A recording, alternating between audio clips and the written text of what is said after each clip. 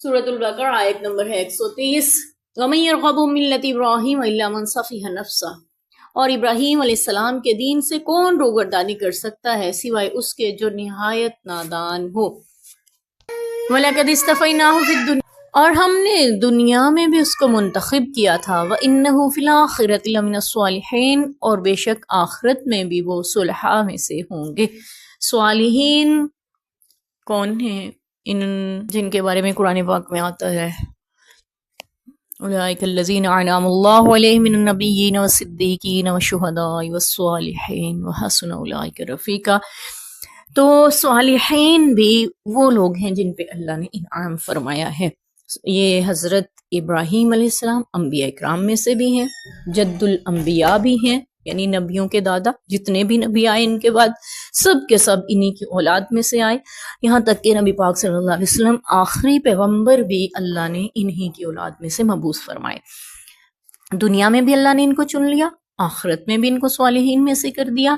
اور پھر یہ کہ اللہ نے ساتھ ہی فرمایا کون ہو سکتا ہے جو دین ابراہیم سے منہ پھیرے، یقیناً وہ بے وقوف ہی ہوگا۔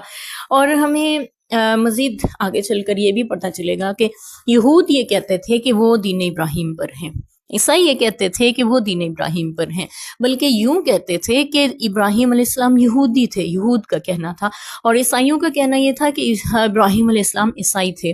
اور اللہ تبارک و تعالیٰ نے فرمایا کہ تورات اور انجیل تو ان کے بعد میں نازل ہوئی، تو وہ یہودی یا عیسائی کیسے ہو سکتے ہیں؟ تو یہ اس نسبت سے، یعنی ان کا کہنا یہ تھا کہ ہم دین ابراہیمی پہ ہیں، کیونکہ ابراہیم علیہ السلام سے ان کا تعلق ہے، وہ ابراہیم علیہ السلام کی ملت سے ہیں، وہ دین ابراہیم پر ہیں۔ یہودی بھی یہ دعویٰ کرتے ہیں، عیسائی بھی یہی دعویٰ کرتے ہیں، اور مشرکین مکہ بھی یہی دعویٰ کرتے تھے کہ وہ دین ابراہیمی پر ہیں۔ ان کا کہنا یہ تھا کہ ہم نے دین ابراہیمی کو زندہ رکھا ہوا ہے، ہم بچے کی پیدائش ہونے پہ اس کا عقیقہ کرتے ہیں، سر منڈاتے ہیں، اس کے ختنہ کرتے ہیں، 7ویں دن اس کے نام رکھتے ہیں، یعنی سارے اعمال 7ویں دن ہم کرتے ہیں کیونکہ دین ابراہیمی سے چلتے آ رہے ہیں۔ اور پھر ہم خانہ کعبہ کی تولیت کرتے ہیں اور حج بیت اللہ کی طواف کرتے ہیں، حاجیوں کی خدمت کرتے ہیں، ان کو پانی پلاتے ہیں، ان کے ستو گھول کے پلاتے ہیں ان کے لیے، یعنی ہر طرح کی خدمت مدارت اور ان کے خانہ کعبہ کی تولیت۔ تو اس کا مطلب ہے دین ابراہیم کی حفاظت۔ تو دراصل اصل میں دین ابراہیمی پر ہم ہیں۔ تو اللہ تعالیٰ نے سب کے عقائد کو یہاں پہ واضح کر کے فرما دیا کہ ابراہیم علیہ السلام نے کیا دعا مانگی تھی خانہ کعبہ کے حوالے سے، ہم ان کی دعائیں پہلے ذکر کر چکے۔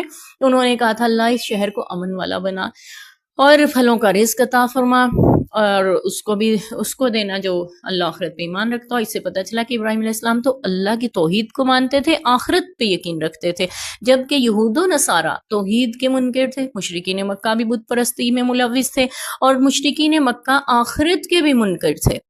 اور پھر اللہ نے یہ بھی بتایا کہ ابراہیم علیہ السلام نے خانہ کعبہ کی بنیاد رکھی تھی تو انہوں نے کیا دعائیں مانگی تھی کہ آخری نبی کو مبعوث فرمانا جو انہی میں سے ہو، ایک جماعت کو فرمانبردار بنا کے رکھنا اور آخری نبی کو اس جماعت میں مبعوث فرمانا، تو انہی میں سے ہو سے مراد یہ ہے کہ انسانوں میں سے وہ ہو۔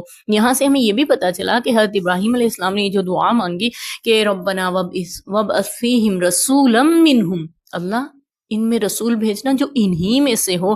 یعنی ہمارے ہاں یہ جو بحث چلتی ہے نا کہ ربی پاک صلی اللہ علیہ وسلم بشر ہیں، نور ہیں، تو بات یہ کہ ابراہیم علیہ السلام نے یہاں پہ وضاحت کر دی وہ رسول انسانوں میں سے ہو، تاکہ فخر بھی انسان کر سکے کہ آخری نبی ہم میں مبعوث ہوئے، حضرت ابراہیم علیہ السلام کی آل میں مبعوث ہوئے، حضرت آدم علیہ السلام کی آل میں دنیا میں تشریف لائے، آخری نبی ہے۔ مقام، مرتبے، فضیلت اور عظمت کے اعتبار سے ان کا کوئی ثانی ہم پلہ ہم ضائع ہو ہی نہیں سکتا، اور ممکن ہی نہیں، رب نے بنایا ہی نہیں تو ہوگا بھی کیسے؟ تو یہ سارے عقیدے ہمارے موجود ہیں، لیکن ہم یہ کہیں کہ وہ نوریوں میں سے ہیں تو نوری تو ان کے در کے غلام رہے ہیں۔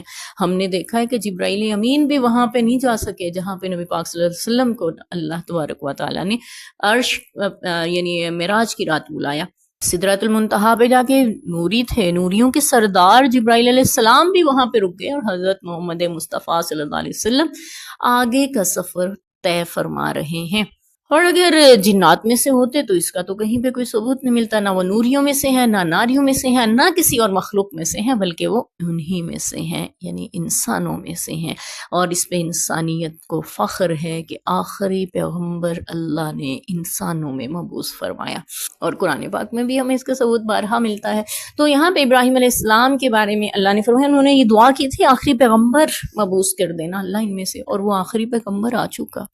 تو اب تمہیں چاہیے کہ تم اس کی تصدیق کرو، اس میں ایمان لاؤ، اس کی اطاعت کرو، اس کے دین میں اس کے معاون بنو۔ لیکن تم کیا کر رہے ہو؟ روگردانی کر رہے ہو۔ ابراہیم علیہ السلام کی دعاؤں کو ذکر کر کے اللہ نے فرمایا، خانہ کعبہ کی تعمیر کا ذکر کر کے فرمایا اللہ تعالیٰ نے، پھر یہ ساری باتیں ذکر کر کے فرمایا جس نبی پہ یہ ساری وحی اتر رہی ہے نا، یہی آخری نبی ہے۔ اسی کے بارے میں حضرت ابراہیم علیہ السلام نے دعائیں مانگی تھی۔ اب یہی ملت ابراہیم کو لے کر آگے چل رہا ہے، اور اللہ تعالیٰ نے ملت ابراہیمی نبی پاک صلی اللہ علیہ وسلم کو عطا فرمائی۔ دین ابراہیمی ہی دین محمدی ہے، اپنی تمام تر بنیادی چیزوں کے ساتھ۔ یہی جو حدیث پاک میں حضرت ابراہیم علیہ السلام کے لیے آتا ہے وہی اللہ کے نبی صلی اللہ علیہ وسلم نے ہمیں بتایا۔ قربانی ہے، جیسا کہ حج بیت اللہ ہے، اور سعی ہے، صفا مروہ کی مینا ہے، مزدلفہ ہے، حج کے جتنے ارکان ہیں سب ابراہیم علیہ السلام کی سنت ہیں۔ اور یہ اس کے ساتھ ساتھ ہمیں توحید، حضرت ابراہیم علیہ السلام کی یکسو حنیفہ، اللہ کی اکیلے بندگی کرنے والے، یہ پیغام بھی ملتا ہے ان کی سیرت سے، ان کی زندگی سے، ان کی حیات طیبہ سے۔ آپ صلی اللہ علیہ وسلم بھی اپنی زندگی میں یہی پیغام دے رہے ہیں، اور پھر جو کچھ شریعت ان پہ تھی وہی شریعت اللہ تعالیٰ نے حضرت محمد صلی اللہ علیہ وسلم کو عنایت فرمائی، کہ ان میں تھا کہ مونچھیں کترائیں، داڑھی کو بڑھائیں، اور پھر زیر ناف بال اکھاڑنا، بگلوں کے بال موننا، اور اس طرح سے، اور یہ بھی کہ ختنہ کروانا، عقیقہ کرنا، سر منڈانا بچے کی، جس کو جھنڈ کہتے ہیں، تہنیک کرنا، گھٹتی دینا، یہ سارے اعمال بھی حضرت ابراہیم علیہ السلام کی ملت سے ہی ہمیں ملے ہیں۔ اور اللہ نے اس دین کی تکمیل فرما دی، نبی پاک صلی اللہ علیہ وسلم کو وہ شریعت مکمل کر کے عطا فرما دی، اور قرآن پاک میں اس کا ذکر بھی آتا ہے، الیوم اکملت لکم دینکم واتممت علیکم نعمتی ورضیت لکم الاسلام دینا۔ اس کا مفہوم یہ ہے، اللہ نے تمہارے لیے دین اسلام کو پسند کر لیا، اور تمہیں جو ہے تمہارے اوپر تمہارے دین کو پورا کر دیا، اپنی اس نعمت کو جو انبیاء کے ذریعے انسانیت پر ہوتی آئی، کہ دین کہ شریعتوں کی صورت میں اللہ کا انعام ہوتا ہوا آیا، اور اب اس کی تکمیل ہو چکی۔ آپ صلی اللہ علیہ وسلم آخری نبی، دین ابراہیمی، ملت ابراہیمی کو لے کے اس کی تکمیل کرنے کے لیے آئے۔ اب کون ہوگا جو اس دین سے منہ پھیرے؟ یقیناً وہی جو بے وقوف ہوگا، جس نے اپنے آپ کو احمق بنایا، وہی اس دین سے روگردانی کرے گا۔